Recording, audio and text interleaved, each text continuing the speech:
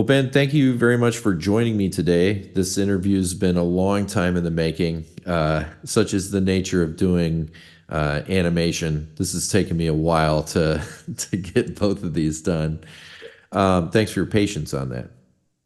Of course. So I wanted to talk about the names first. So the first one I called the Animator because obviously I was getting into doing some 8-bit animation and really kind of just learning how to do that for the first time. I had kind of a hankering to do some old style Nintendo 8-bit chiptune music along with the sounds of the real trombone and sort of a Mega Man theme for that first one. Yeah. This next one, I was thinking Castlevania, just because those are two really big games from my youth. Mhm. So it was kind of a steep learning curve to get this going, but I think I'm pretty happy with for first stabs, pretty good. Yeah. And Illustrator, I called that the Illustrator because it's been on my radar for a long time that you've been doing pencil and pen illustration artwork, and I just wanted to ask you kind of how you got into that. Uh, yeah, well, I started in my early 20s. I had never really done visual art before then. And I, I enjoyed seeing art and I felt like I wanted to participate visually because was mostly doing music. Um, and so I just started a daily practice kind of similar to daily trombone practice where just figured if I hit it every day, it would improve over Hmm. time. Yeah. Yeah. What do you have any plans for selling or doing showings of your artwork going forward? Yeah, I have vague plans to I have some like email addresses for coffee shops now, and I'm just trying to get a body of work that's consistent enough to um, show. And I've been making a lot of progress on that recently. I've just kind of been doing it every day and finding that I have some uh, through lines with what I'm producing. And yeah, I've sold some pieces before and I've been commissioned a couple times, but it's the main idea is to be just continuing the practice. Mm. When I was in high school, that was a big part of my life doing pencil sketches, comic book, uh, artistry. Some of my big at that time when I was, coming up was like Jim Lee and Todd McFarlane, some of that really ultra detailed comic book style. Yeah. And I've since kind of fallen away from doing that, but I was thinking about, kind of starting up again because I wanted to do just some basic 2D animation for some videos that I have coming up. So I'm probably going to pick your brain a little bit here about, digitizing my artwork. So For sure. I can probably help you. that'd be great. So Ben, I think the first time that I remember us working together was at University of Minnesota, and at that time I was adjunct teacher teaching jazz ensemble three, and you kind of got brought in. We needed a trombone player, and you were sort of a ringer in the group. Um, and that's the first time I think that we really worked together. Mhm. I believe so. Yeah. Yeah. So what brought you to University of Minnesota? Um, well, I had some friends there. I took a lesson with John Tranter at one Mhm. point. And I was in high school, I was looking at colleges. So the University of Minnesota is the local one that I was checking out. And yeah, just having an opportunity to fill in that jazz band was enlightening, I suppose. Or just, getting to check out the culture there. Yeah. Well, later on, you were one of my first students over at McNally Smith. So soon after I became a teacher over at McNally Smith.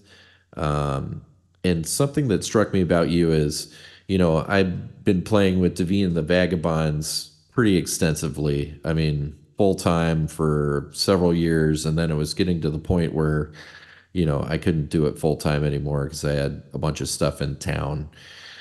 So there was a couple trombonists between me and you, but what I remember is you were, a student, and then all of a sudden, you graduated, you got the opportunity to play with Davina and the Vagabonds, and then you were in that group for many years after.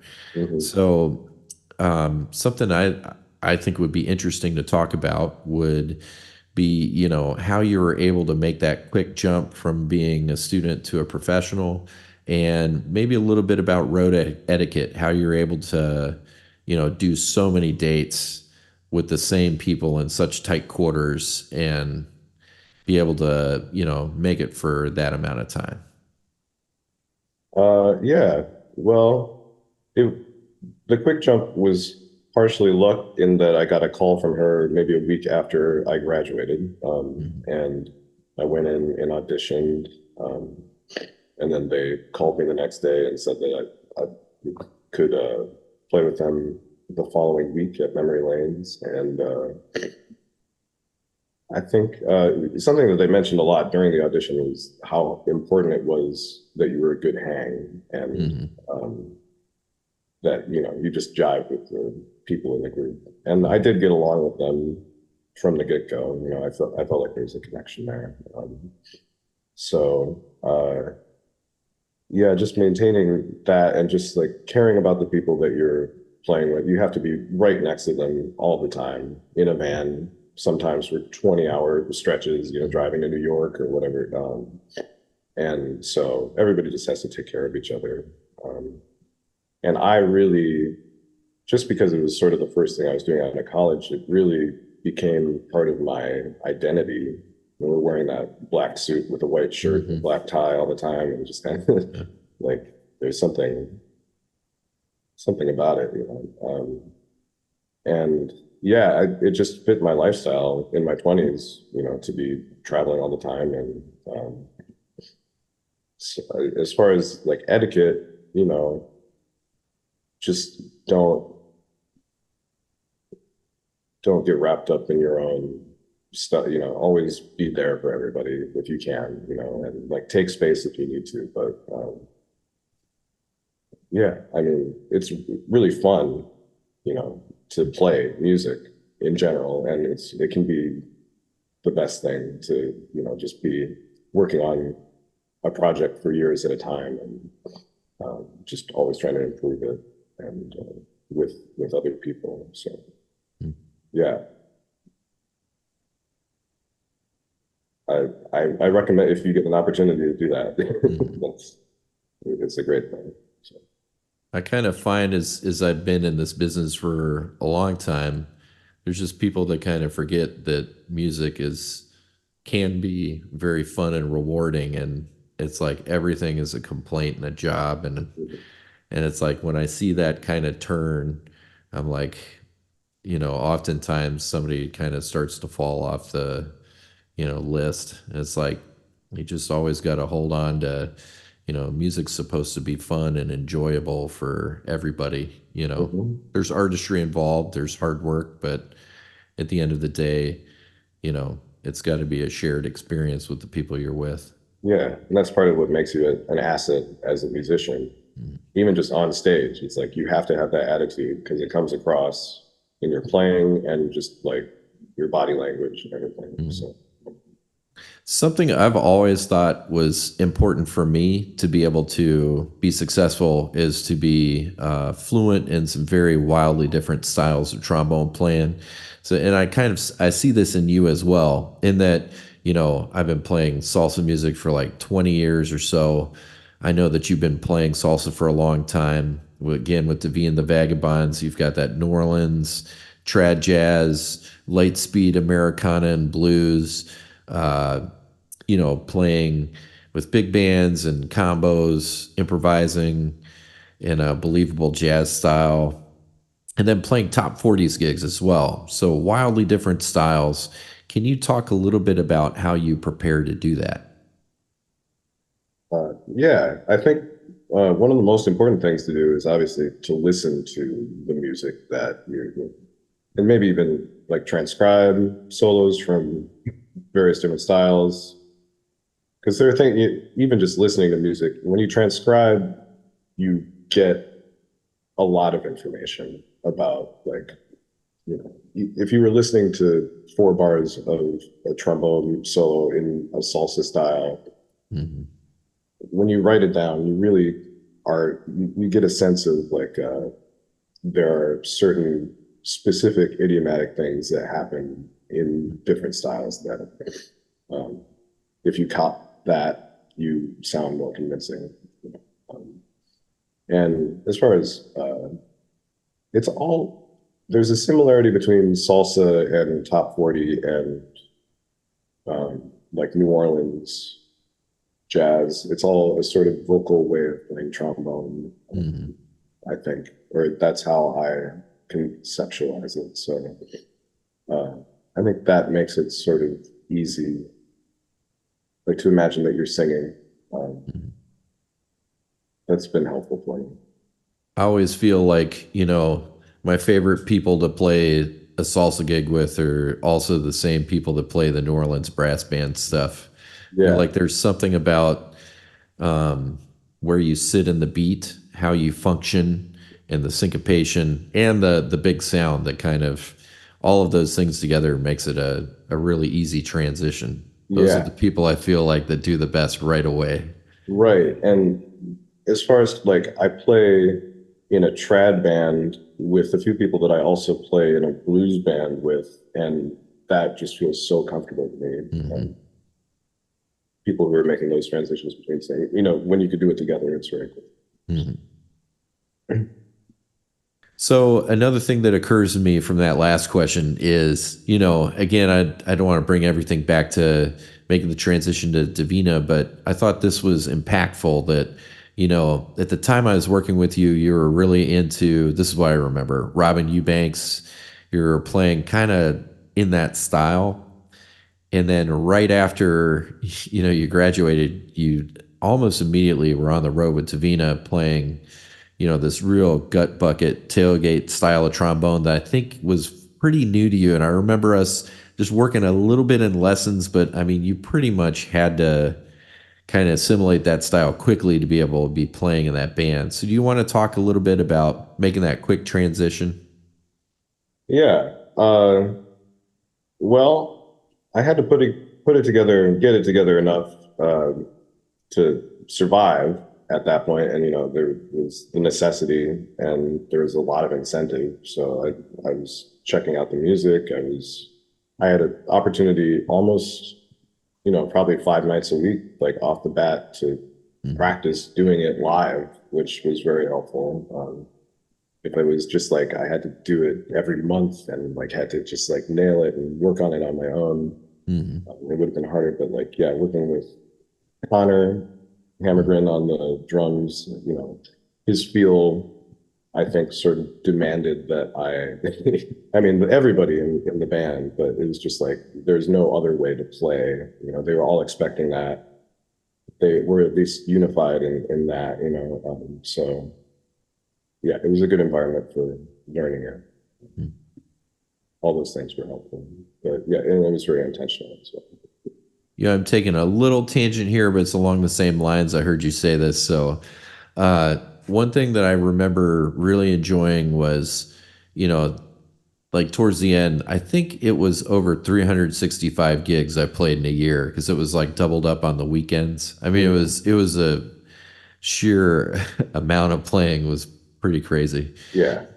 And most of that was Davina through touring and in town gigs. And something that I thought was interesting was like you would have a chance to play the same solo night after night. You could try different things and see how the audience reacted. So it's like this it's like a science experiment. Each night you Right. come Yeah. in, you try something. Ah, that's every night. That seems to kill. Now let's try switching this thing up. It's There's a just lot of that, controlled variables that you can yeah. work with. Yeah. It was a lesson in crowd interaction, how to, be a good entertainer. I Mhm. thought that group. definitely, yeah. And then to hear, because you have one other horn player with you who's doing the same thing, Hmm. hear how they're doing it, have that to compare it to. Yeah. Because you can approach it like you're playing a transcription of your own solo over and over again, or like you're hitting the same thing at the same time, but then like connecting it with different ideas. Hmm. Or you can just try to do something completely new every time. Yeah. I mean, that's part of it. It's like, I'm going to do a light speed plunger solo or something like that. Yeah, I'll try this one, gak, gak, gak, gak technique. Okay, that hit. Then the next night, I'm starting to get bored of that same similar right. type of approach. So, you know, what happens if I just slow everything down over the fast tempo? What does that feel like? It's kind of cool. Yeah, and I think also just adjusting the way you think about the show, because I remember thinking during I was on a kind of a rabbit hole of trying to imagine myself in the in like the 30s, or like just trying to Hmm. like think, because while the show is happening, while the music is happening, you could sort of be anybody, and just wearing the suit, just kind of feeling like that character Hmm. and how that affects your playing. Hmm. So I always ask this question of the people that I've been interviewing. Do you have any just general advice for upcoming trombone players making a life wanting to be a musician? Yeah, I think at least in this city, these twin cities, it's important to just socialize with people and just like go out there and see other people's shows, have ideas about what you want to do, and talk to other people about music, and just kind of share your excitement about music. As far as working, I feel like that's helped me get work more than anything else. But the other side of that is the introverted side, where you have to practice every day and you have to make sure that you are comfortable with whatever you're thinking about doing. If you want to play jazz, you have to work on jazz, and you have to, you know, do the basic upkeep. If you want to play salsa, you have to make sure that you're playing enough to get through a whole set of playing pretty loud. And Hmm. yeah, I don't know, just taking responsibility for the music is Hmm. important, and that involves a lot of time by yourself, just working on it.